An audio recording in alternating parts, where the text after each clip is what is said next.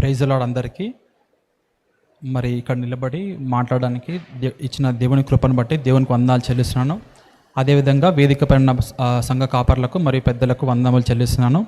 మరి సార్ గురించి మరి రాయటానికి నా వయసు కానీ నా అనుభవం కానీ సరిపోదు. అయితే దేవుని కృపను బట్టి ఆయన కృపలో ఒక చిన్న మాటలు నేను రాయడం జరిగింది. మీకు అందరికి నచ్చిందని నమ్ముతున్నాను.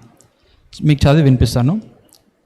45 సంవత్సరాల సేవా శిఖరం, మచ్చలేని వ్యక్తిత్వం, గర్వం అంటని క్రీస్తు సుగంధం, ఓర్పును ధరించిన దేహం, పరమునకు చేరిన దేవుని రథం, కళ్ళ ముందు కనబడి సవాలు చేస్తున్న విశ్వాస సాక్ష్యం, మన మనసులో పదిలమై ఉన్న ఆయన స్థానం, విశ్వం ఎదుట మృత్యుంజయుడి తరపున మ్రోగిన గలం, కల్మషం లేని చిరునవ్వుల వదనం, పెళ్లి వేడుకను తలపించే ఆయనతో ఉన్న సమయం, శ్రమల మధ్యలో నిలబడి గెలిచిన క్రీస్తు సువర్ణం, చీకటి మనుషులను చిరునవ్వుతో గెలిచిన గుణం, పరిగెత్తే వయసు నుండి నెమ్మదిగా నడిచే వయసు వరకు క్రీస్తు పని పట్ల ఆరాటం, మరణ పడకలో కూడా తగ్గని సేవకుని రాజసం, నిన్నటి మన కన్నీరు ఆయనకు గౌరవం, నేటి ఆయన జ్ఞాపకం మనకు ఆశీర్వాదం, కొవ్వొత్తిలా కరిగి సంఘమును వెలిగించిన జీవితం, ఆయన ఎన్నుకున్నది అత్యున్నత ప్రేమ మార్గం కాదా మనకందరికీ ఆదర్శం.